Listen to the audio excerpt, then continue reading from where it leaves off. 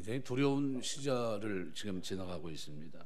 여러 가지 두려움이 있겠지만 크게 나누면 세 가지로 함축할 수 있습니다. 현실적인 두려움, 미래적인 두려움, 존재론적인 두려움, 이렇게 나눕니다.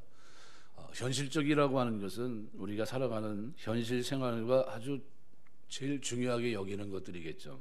어떤 재산이나 명예 또는 가족, 건강 이런 걸 잃어버릴까 두려움이 있고, 또는 내가 지은 죄가 있는데 그 죄를 누가 알면 어떻게 될까라는 그런 두려움도 있을 겁니다.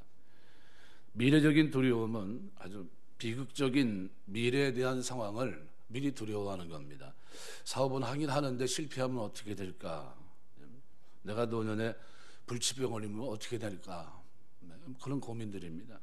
너무 거기에 또 얽매여 살 수 있고, 또 존재론적인 두려움이라는 것은 과연 하나님 나라에 나는 갈 수 있을까? 나는 구원 받았나? 하는 이런 질문들입니다. 이런 두려움이 있어요. 이렇게 해도 될까라는 거죠.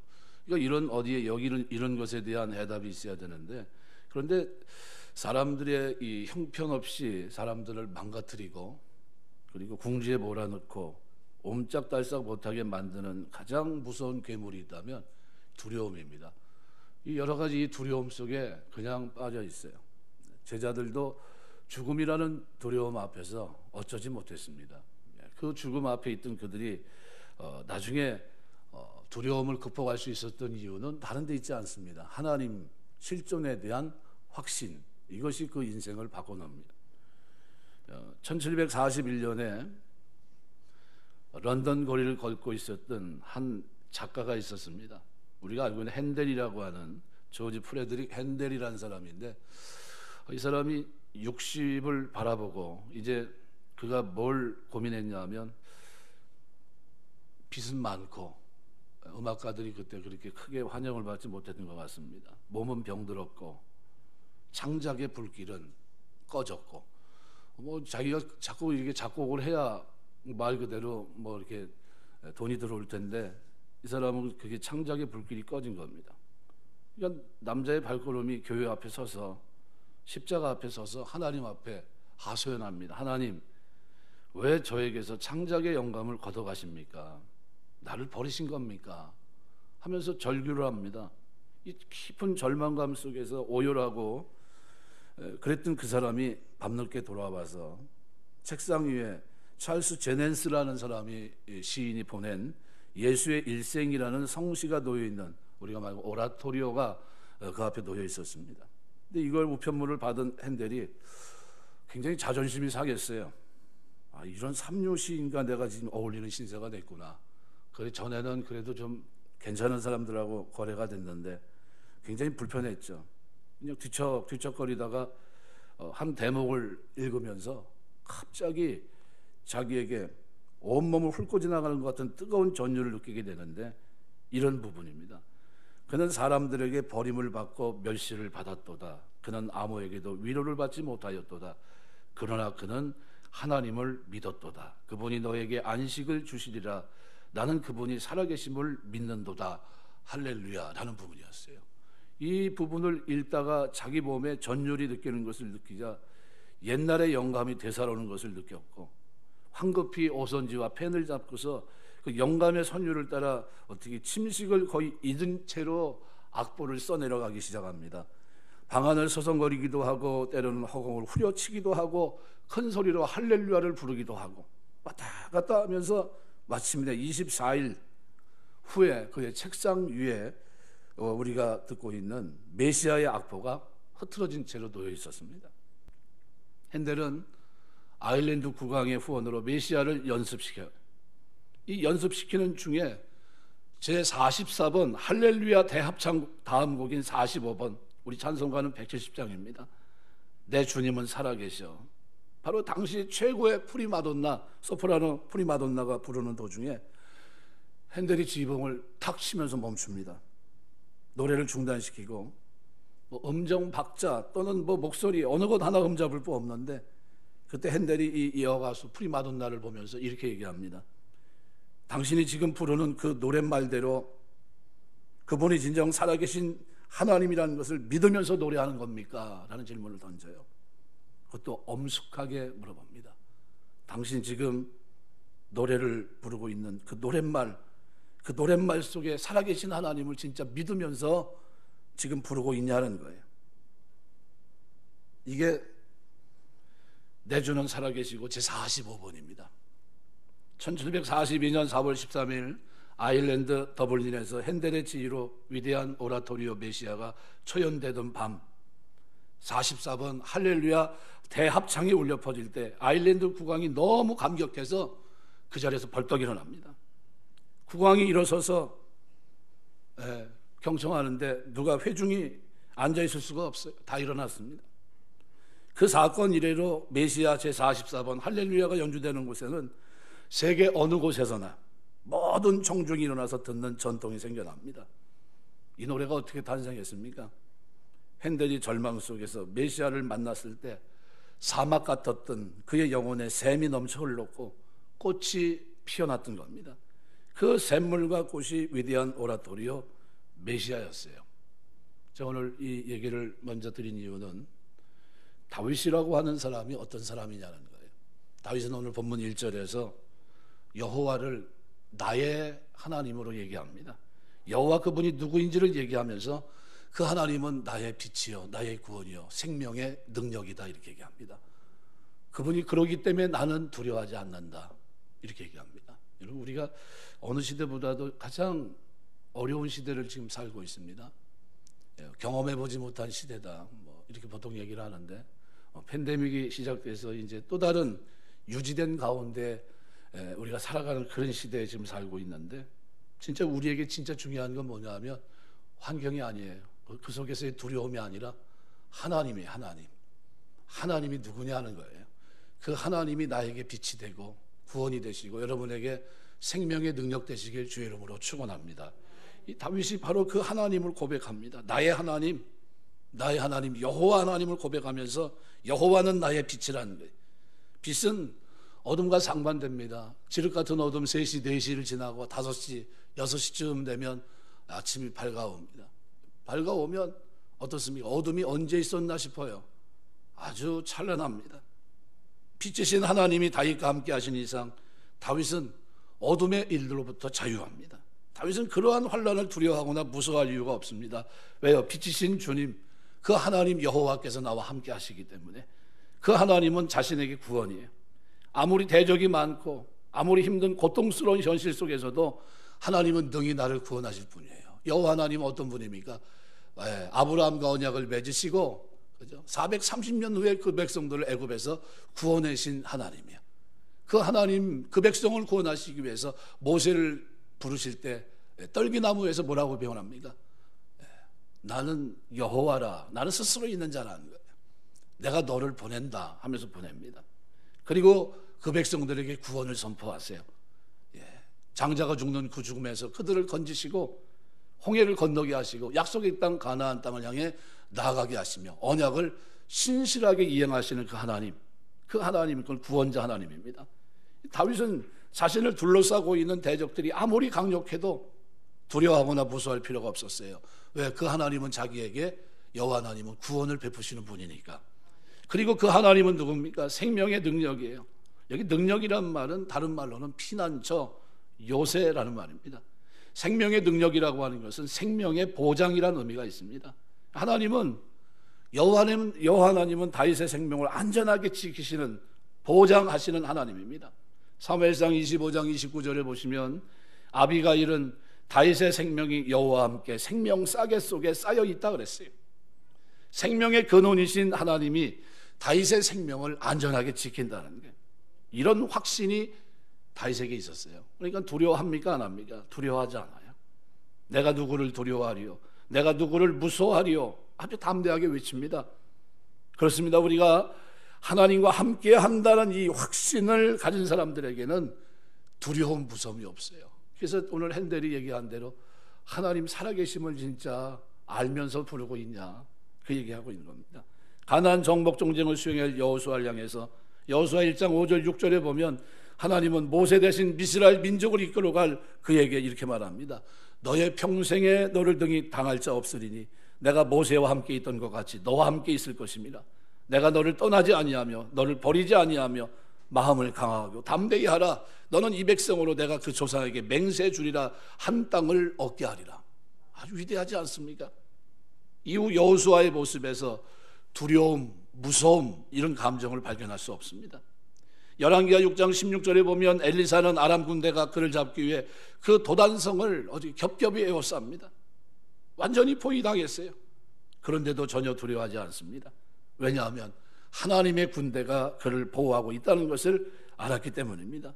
이러한 하나님은 오늘 우리와 함께 하시는 하나님인 줄 믿습니다. 하나님은 성도들을 향해서 히브리서 13장 5절 보니까 이렇게 말합니다. 내가 과연 너희를 버리지 않고 과연 너희를 떠나지 아니하리라. 떠나지 않겠다는 게, 버리지 않고, 실제로 성령 하나님은 우리가 그리스도를 영접한 순간부터 우리 안에 내주하시고 그 능력으로, 죽은 그리스도를 살린 그 능력으로 오늘 우리를, 죄 가운데 살던 우리를 성령의 열매를 맺게 하시고 이 땅에서 성화의 길을 걷게 하시고 영화에 이룰 수 있도록 축복하시는 분입니다. 우리가 하나님을 정령 신뢰한다면 우리에게는 그래서 두려움이 없어야 돼요. 바울은 로마서 8장 31절에 이렇게 말합니다.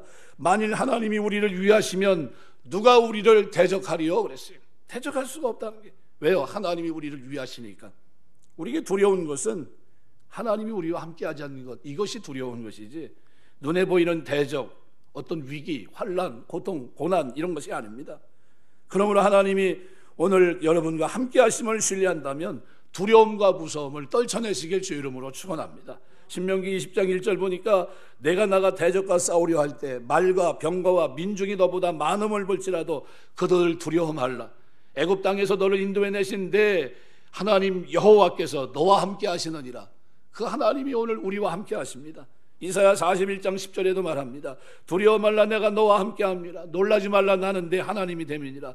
내가 너를 굳세게 하리라. 참으로 너를 도와주리라. 참으로 나의 의로운 오른손으로 너를 붙들리라.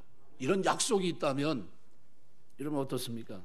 두려움을 떨쳐버릴 겁니다. 그런데 오늘 본문에 바로 군대가 진칠지라도 두렵지 아니하며, 이 단어에서 여러분 히브리어에서 부정어로 오는 가장 강력한 부정이에요. 로를 썼어요. 로이라 이렇게 되어 있어요. 이 야레란 단어는 아주 무서워하는 걸 말하는데 미완료형 되어 있습니다. 이건 절대로 영구적으로 부정, 어때요? 쉽게 말하면 영원토록 결코 두려워하지 않을 거다. 다윗이 두려워하지 않는 이유가 어디 있습니까? 여호와에게 있어요. 여호와가 빛 되시고 구원 되시고 생명의 능력 되시는 것을 알았기 때문이에요. 그 하나님을 경험했기 때문입니다. 그 하나님을 체험하고 나니까 어때요? 두려움이 사라집니다. 여러분에게 이런 두려움이 사라지게 되시길 주의 이름으로 축원합니다. 여러분 이렇게 되니까요, 한 가지 소원이 생기는 거예요.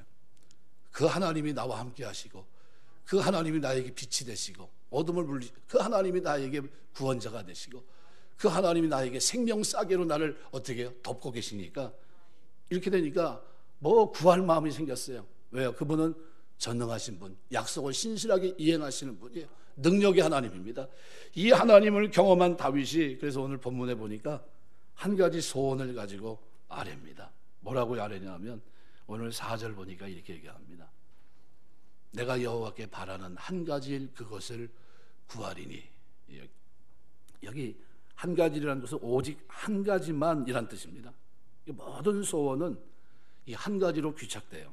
이 소원은 이전부터 하나님께 구했던 것이란 겁니다. 그것이 뭐냐 하면 평생 동안 여호와의 집에 거하며 여호와의 아름다움을 바라보는 거예요. 이게 쉽게 말하면 여호와의 집은 1차적으로 하나님의 성전을 말합니다. 당시 성전이 건축되지 않았던 때입니다. 그러니까 하나님의 언약의 상징인 언약궤가 있는 성막을 가리키는 거예요. 그러니까 이 한 가지 일, 이게 목적어입니다. 아하트란 단어인데, 그러니까 히브리어에서 목적어를 가장 앞에 배치한 이유는 강조하는 겁니다. 그러니까 다윗이 구하는 한 가지 일은 여호와의 전에서 누릴 구원의 큰 기쁨이었는데, 이 아하트란 단어, 이 여기에 이어서 거의 동일한 의미를 지닌 동사적 표현들이 반복해서 나옵니다. 내가 바라는 구하리니. 바란다는 것은 뭐 말 그대로 한번 샤리라는 건데 한번 내가 요구했다 이런 의미입니다. 근데 구한다는 것은 미활용으로 되어 있어요. 바카시라는 단어인데 내가 찾을 거다. 그러니까 구하고 요구하는 것이 오늘 본문의 기로는 바라는 거라고 한다면, 그런데 이 샤리라는 단어는 뭐예요? 행동의 계속 반복, 미완 요용되어 있습니다. 그러니까 내가 하나님 앞에 계속 바라고 구하는 것이 전서부터 하나님 앞에 바라고 구하는 것이 있었다는 거예요. 집요하게 하나님 앞에 기도하는 것이 있었다는 겁니다. 여러분, 다른 뉘앙스를 지닌 동사 샬, 바카쉬라는 단어, 바라고 구한다 하는 단어를 병렬시키면서 자기에게 거룩한 소원이 있었다는 거예요. 단호하고도 지속적으로 성취하고자 몸부림치고 있는 소원이 있었다는 거예요. 바로 그 소원이 뭔가, 곧 나로 내 평생에 여호와의 집에 살면서, 이게 여호와의 집이란 이 파이트란 말은요 영구적인 처소를 말합니다. 그러니까 다윗이 지금 하나님 앞에 내가 건물로서의 집이 아니라 가족을 지칭한 표현으로 쓰고 있습니다. 여러분, 이 단어를 사용한 것은 하나님의 집의 일원으로 영원히 남겨지길 바라는 자기의 염원을 그대로 소원으로 하나님께 아뢰고 있는 겁니다. 여러분, 우리가 하나님의 집에 있는 것으로 여러분 기뻐하시길 주의 이름으로 축원합니다. 시편 23편에도 보면 결론이 뭡니까? 내가 여호와의 집에 영원히 살리로다예요. 여호와가 나의 목자가 되셨는데 그래서 부족함이 없는데 쭉 인도하십니다. 영혼을 소생시키고 자기 이름으로 의의 길로 인도하시고 사망의 엄청한 해를 당하지 않을 주께서 나와 함께 하시고 지팡이와 막대기로 날 안위하시고 원수의 목자의 기름으로 그래서 원수의 목자 내게 상을 차려주시고 기름으로 내 머리에 부르셨으니 내 잔이 넘치고 그래서 내 평생의 선하심과 인자하심이 반드시 나를 따르리니 내가 여호와의 집에 영원히 살리로다. 지금 초점 뭡니까? 어디요? 내가 목자 되신 여호와를 만나서 여호와의 집에 영원히 살게 됐다는 거예요. 여러분, 우리가 목자 되신 여호와를 만나서 그리스도를 통해 우리 여호와를 만나서 누구요? 영원히 천국 백성이 됐다는 거예요. 바로 이 얘기를 하고 있는 겁니다. 그래서 여기서 자기의 소원이 뭡니까? 여호와의 아름다움을 바라보며 사모하는 그것이라. 그러니까 여호와의 집에서 여호와의 아름다움. 여러분, 신인 하나님이, 그죠? 모세가 하나님을 볼 수 없었어요. 왜요? 사람의 형상이 아니기 때문에. 사람처럼 어떤 형상으로 만들어진 게 아닙니다. 그럼 어떻게 해야 됩니까?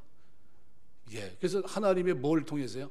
선하심, 인자하심을 통해 하나님의 아름다움을 표현하는 겁니다. 그래서 하나님의 아름다움, 그죠? 이 아름다움을 바라본다는 거예요. 이 아름다움, 노함이란 말은 물론 호의, 은총, 즐거운, 유쾌한 이런 의미를 갖고 있지만 여호와의 아름다움은 외적인 것보다는 바로 그분의 행하시는 일들 속에서의 선하심, 인자하심을 의미하는 것으로 보는 것이 맞습니다. 이 땅에 세상을 창조하신 하나님이 보시기에 좋았더라. 선하시다는 거예요. 창조 자체에서부터 다 선하십니다. 그 인자하심 뭡니까? 영원한 긍휼과 자비, 영원한 사랑을 말합니다. 헤세드예요. 그러니까 다윗은 그 전에서 여호와의 아름다움, 선하심과 인자하심을 바라보며 그 다음에 뭐예요? 사모하게 하는 것이다. 사모한다. 이 바카르라는 이 원형은 네 가지 의미가 있습니다. 묻다, 문의하다, 추구하다, 숙고하다라는 의미를 지닌 표현입니다. 여기 사모하다는 의미로 번역된 이 단어를 킹제임스 버전에서는 enquire라는 단어를 썼습니다. 묻다. 그러니까 다윗은 여기서 뭘 구하고 있는 거냐 하면 하나님의 집에 거하는 것과 하나님의 집에서 하나님의 뜻을 어떻게 실행할 수 있는가에 대해서 하나님께 묻는 것을 구하는 거예요. 이게 밀접하게 연관이 되어 있습니다. 그러니까 다윗의 소망은 여호와를 알고 나니까 뭐가 생각납니까? 하나님 앞에 딱 한 가지 구하겠다는 겁니다. 뭐냐 하면 내가 하나님이 거하는 집에서 영원히 살게 하시고 그 하나님 앞으로부터 뭘 받아요? 기도할 때마다 하나님 앞에 무릎 묻겠다는 거예요. 기도할 때마다 묻겠다는 게 끊임없이 하나님의 뜻을 하나님 깊이 사랑하고 하나님의 뜻을 더 깊이 아는 것, 여기에 초점이 맞춰져 있는 거예요. 율법의 기본 정신이 신명기 6장 4절 5절 보시면 마음과 뜻과 성품 다해 당신을 사랑하는 것, 주 하나님을 사랑하는 겁니다. 그런데 놀랍게도 다윗은 이 본절 4절 말씀을 통해서 자신의 유일하고도 간절한 소원이 하나님과 함께하며 하나님의 성전에서 함께하고 하나님의 선하고 아름다우심에 주목하고 바라보면서 하나님을 더 깊이 사랑하고 그 하나님 앞에 기도로 묻는 것이다, 이렇게 고백합니다. 그런데 언제 이렇게 하는 겁니까? 환난 날에, 고난의 자리, 어떤 환경을 만나도 두려워하지 않고 하나님의 전에서 하나님 앞에 하나님의 전의 일원으로 하나님 앞에 물을 것이다. 자신의 소원은 얼마만큼 하나님의 뜻을 아느냐, 여기에 일념을 가지고 살아가는 겁니다. 여러분, 이 부전자전이라고 하는데 이 아들 다음 대왕이 된 사람이 누굽니까? 솔로몬인데, 솔로몬의 소원이 뭡니까? 1,000번째 소 100마리 정도도 아니고 1,000마리를 갖다 한꺼번에 번제를 드린다 생각해 보세요. 대단하지 않습니까? 소 1,000마리가 지금 하나님 올려주기 위해서 쫙 펼쳐져 있다고 보세요. 각을 뜨고 내장을 다 앓아내고 불을 붙여서 장작. 그리고 난데 그날 밤 하나님이 물어보세요. 내 소원이 뭐냐? 내가 내게 무엇 해줬으면 좋겠냐 물어봅니다. 그런데 그때 소원이 뭡니까? 당신의 백성을 다스릴 수 있는 지혜를 달라고 말합니다. 이게 뭐냐면 열린 마음, 열린 귀예요. 당신의 백성들의 소리를 듣고 판결할 수 있는 지혜를 달라고 합니다. 하나님 백성을 잘 다스릴 수 있게. 그래서 그 예로 나오잖아요. 그죠? 한 아이를 두고 두 부모가 나왔는데 그 지혜를 거기서 그대로 증명하잖아요. 여러분, 아버지는 어떻습니까? 아버지는 하나님의 집에 거하며 무슨 문제가 생길 때마다 피난처 되신 그 하나님 여호와, 선하시고 인자하신 그 하나님 앞에 물으며 사는 게 제 소원입니다. 이게 소원이에요. 그 아들은 뭐예요?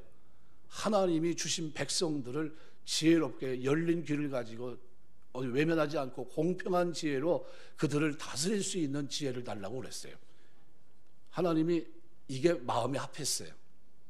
축복합니다. 어떻게 축복합니까? 열왕기상 10장에 보시면요, 어마어마한 복을 주십니다. 여러분, 오늘 우리 하나님 섬기면서 하는 동안 여러분의 소원은 뭡니까?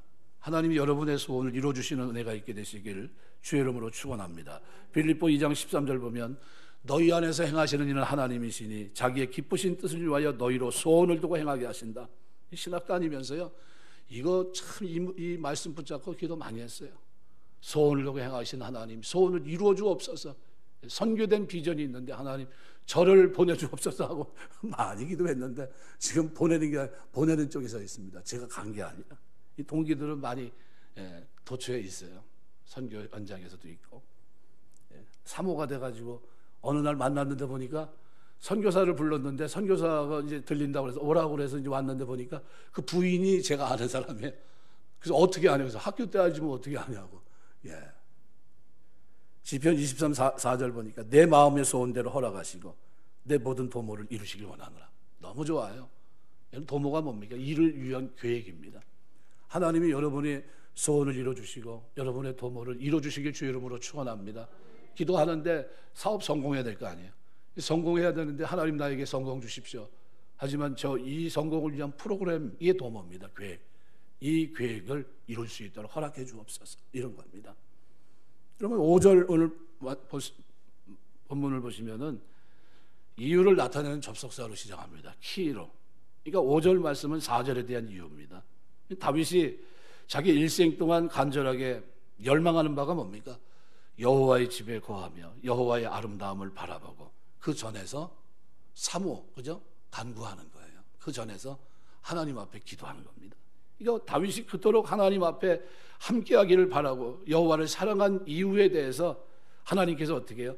환난 날에 자기를 완전 무결하게 지키시는 절대적인 보호자가 되셨기 때문이라는 거예요. 우리가 여호와 하나님 앞에 구하면 하나님은 어떤 분입니까? 우리를 완벽하게 보호하시는 분이에요. 그러니까 이 보호자 되신 그 면모를 오늘 본문에서는 세 가지로 말합니다. 자신을 초막 속에 비밀히 지키시는 분, 장막 은밀한 곳에 숨기시는 분, 높은 바위에 두시는 분.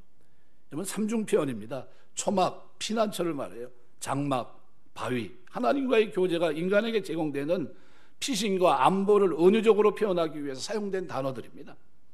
여러분, 환난 날에 하나님은 뭐예요? 그 초막 속에, 이 초막이란 말은 사실은 이 이스라엘 백성들이 임시로 거처하기 위해 나뭇가지나 잎으로 지은 가건물을 나타낼 때 쓰는 단어가 쇼크라는 단어입니다. 그 빼쇼크 그래가지고 그 안에 초막 속에, 그러니까 여호와의 보호, 피난처를 나타내는 상징으로 종종 쓰이고 여기서도 그렇게 쓰였어요. 또 다윗을 보호하며 말하기를 장막 은밀한 곳, 이 장막 오헬이란 단어는 천막을 말합니다. 천막. 이 하나님의 장막, 뭘 말할까요? 이때는 성전이 지어지지 않았기 때문에 성막을 말합니다. 성막 은밀한 곳은 뭐예요? 세테르란 말은 덮개, 숨은 장소를 말합니다. 성막의 숨은 장소, 은밀한 장소는 어디입니까? 지성소예요. 가장 은밀한 곳은 아무나 들어갈 수 없는 곳입니다. 대제사장이 대속죄일에 1년에 한 차례 한 사람이 출입을 가능합니다. 만일 죄를 졌을 때는 어떻게 그 죽어서 나옵니다. 그래서 방울을 달고 들어가요. 끈을 매서. 그래서 소리가 나지 않으면 어떻게 죽은 겁니다. 그럼 어떻게 바깥에 끌어내요. 이러한 법을 어길 경우 지성소에 들어간 사람은 살아나오지 못합니다. 하나님께서 그 은밀한 장소인 지성소에 다윗을 숨겨주기만 한다면 그것보다 더 안전한 곳은 없을 겁니다. 또한 이 지성소는 하나의 임재의 상징이에요. 하나님의 임재를 상징한 장소입니다. 장막 은밀한 곳에 숨기신다는 것은 단순히 다윗을 숨겨만 주는 의미가 아니라 그와 더불어 교제를 나누시고 은혜와 능력을 공급한다는 그런 의미예요. 그러니까 우리가 이 신약으로 말하면 이게 어딜 말할까요? 교회입니다. 교회 와서 여러분이 기도할 때 하나님이 어떻게 해요? 우리에게 성령의 생수의 강이 넘쳐오르는 것처럼 어떻게 해요? 마음의 평안을 주시고 기쁨을 주시고 또 어떻게 해요? 은혜와 능력을 공급하시는 거예요. 기도할 때. 또 하나님의 보호를 바위에 높이 두신다. 이 바위라고 하는 말은 절벽 또는 반석, 이런 암벽 이런 걸 말합니다. 요새를 의미합니다. 전쟁을 대비해서 만들어진 요새는 높은 반석에 세워집니다. 반석에 세워진 요새는 대적들의 공격을 무력화시킬 수 있는 가장 안정한 장소입니다. 다윗이 이러한 바위에 높이 두실 것이라고 고백해요.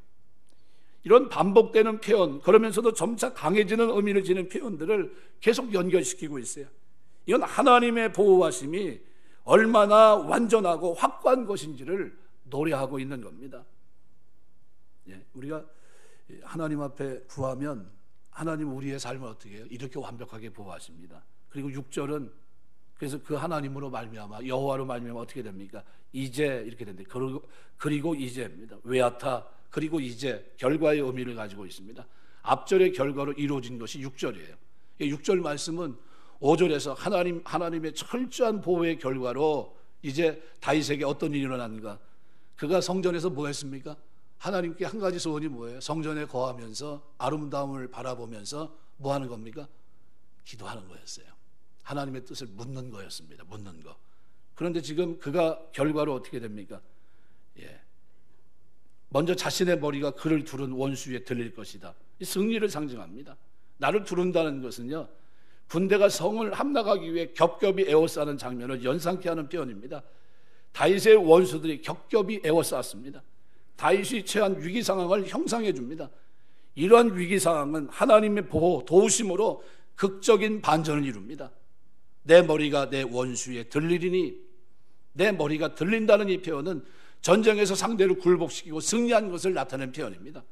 여러분, 우리가 어려움 속에 있을 때, 두려움이 몰려올 때, 그때 하나님 앞에 어떻게 해요? 나는 하나님의 전에 교회 일원입니다.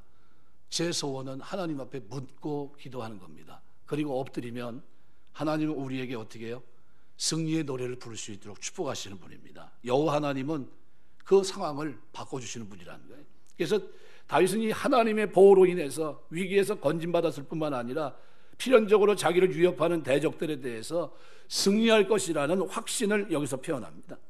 내가 그 장막에서 즐거운 제사를 드리겠고, 즐거운 제사를 드린다. 이 결과적 용법으로 쓰였습니다. 원수들로부터 승리를 거둔 결과 자신이 행할 일로서 두 가지를 얘기합니다. 제사를 드리는 일과 여호와를 찬양하는 일, 이 두 가지를 하겠다는 거예요. 여기 드리겠고 자바으란다는요, 제사를 드리기 위해 동물을 죽이고 제물을 죽이고 제물을 드린다, 이런 뜻입니다. 이건 자발적으로 자발성을 나타냅니다. 승리로 인한 희생 제물을 드리겠다는 겁니다.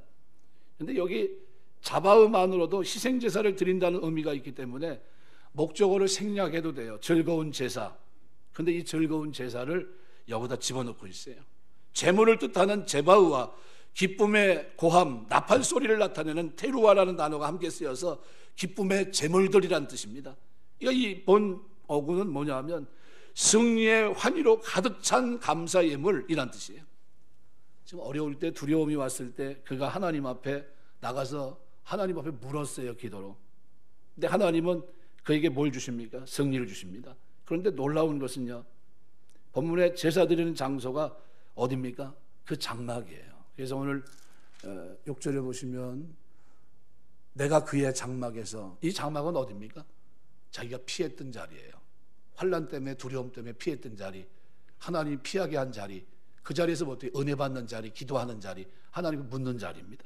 그런데 그 자리가 어떤 자리가 됩니까? 나중에는 승리의 제사를 드리는 자리가 됩니다. 그래서 똑같이 그 장막 오홀로라는 단어예요. 오홀로 전치사를 빼면 똑같습니다. 여러분 이게 뭘 얘기하냐면요, 다윗이 두려움 속에 있을 때 그가 승리한 비결은 어디 있는가? 자기 일평생 자기 소원이 뭡니까? 하나님 앞에 구하고 했던 게 뭡니까? 여호와의 전에 일원이 되게 해주십시오. 나는 여호와의 전에서 평생 떠나지 않겠습니다. 내가 거기서 하나님 앞에 묻고 기도하며 살겠습니다. 이런 얘기입니다. 근데 하나님은 그를 그렇게 했어요. 그 장막 은밀한 곳에 그를 숨겨두십니다. 거기서 그는 어떻게 해요? 피난처가 되신 그 하나님을 만났고 그 하나님 앞에 기도했어요. 부르짖고. 근데 그 하나님은 그렇게 피해서 숨은 그 자리, 힘들어서 고통스러워서 하나님 앞에 온 그 자리를, 그 자리가 무슨 자리가 됩니까? 피난처였던 그 자리가 승리의 함성과 감사의 제사를 드리는 자리, 찬송하는 자리로 바꿔놓으신 거예요. 여러분 우리가 어떤 소원을 갖고 사느냐가 대단히 중요합니다. 여러분 아무리 힘들어도 다윗이 왜 두려워하지 않았는지, 그 이유는 어디 있습니까? 여호와 하나님 앞에 있을 때 승리할 수 있다는 거예요. 그분은 자신에게 뭡니까? 빛이 되시고 구원이 되시고 생명의 능력이 되세요. 그 능력이 되신 하나님 앞에, 그 하나님을 알고 나니까 그 하나님 앞에 구할 마음이 생겼어요. 딱 한 가지, 내가 여호와의 전에 일원이 되게 하시고 내가 그 하나님의 지성소에 들어가서 뭐예요? 구하고 묻게 하옵소서, 이거예요. 그게 그 소원이었어요.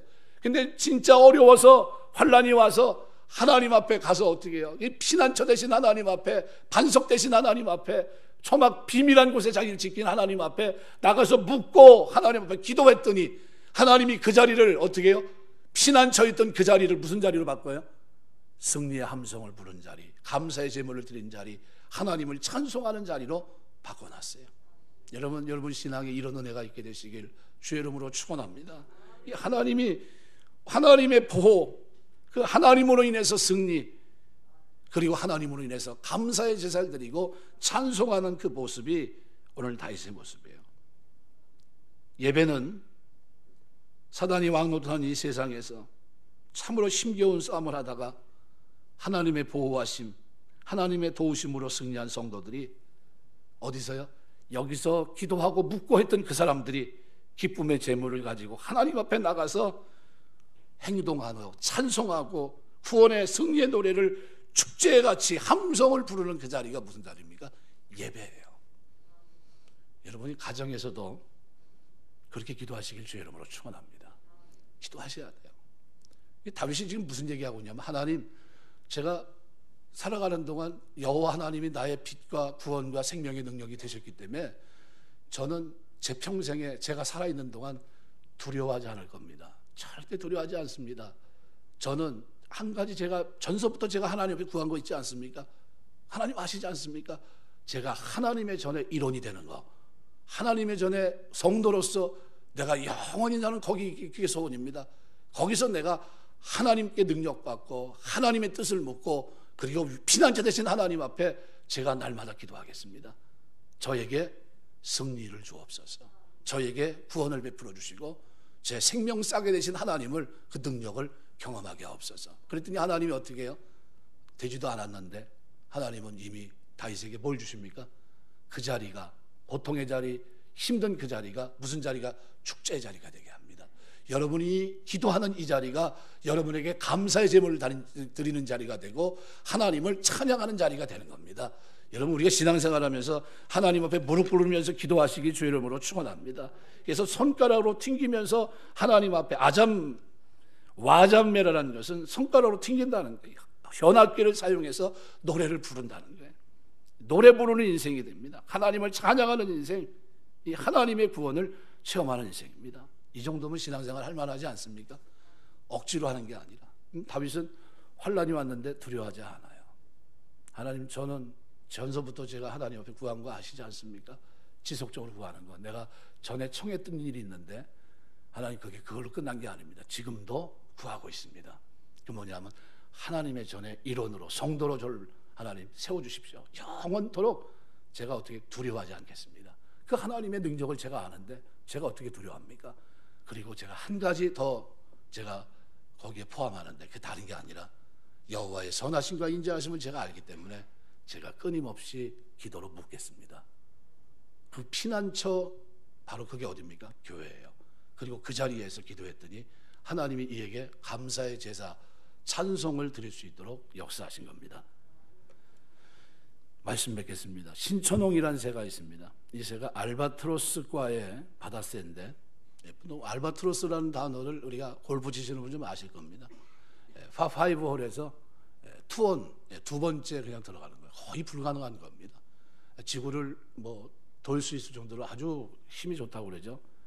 이 바다새인데 해상조류의 천국인 오타고 반도 외진 곳에 서식합니다. 평상시는 어떻게 해요? 걸어 다녀요. 90cm 정도 새인데 날개를 펴면 3m가 넘습니다. 짝짓기를 하면 80년을 삽니다. 그리고 특징은 폭풍을 즐겨요. 바람에 몸을 맡기고 글라이딩을 합니다. 한번 공중에 떠서 날개짓을 하고서 뜨면 1% 정도 안 되는 날개짓하고 글라이딩을 하면서 마치 지구를 그냥 돌 정도로 그렇게 날아다닙니다. 바람에 몸을 맡겨요. 못 느끼는 게 없습니까? 환란이 오면 하나님께 맡기셔야 돼요. 몸을 맡겨요. 영혼을 맡겨야 됩니다. 글라이딩 하셔야 돼요. 그리고 그때서부터 어떻게 해요? 하나님 앞에 고백해야 돼요. 하나님, 제 소원 아시지 않습니까? 전서부터 구한 거. 저 하나님의 교회 일원이 되는 거, 성도로 사는 거 만족합니다. 저요, 하나님 앞에 그 자리에서 물을 겁니다. 기도할 겁니다.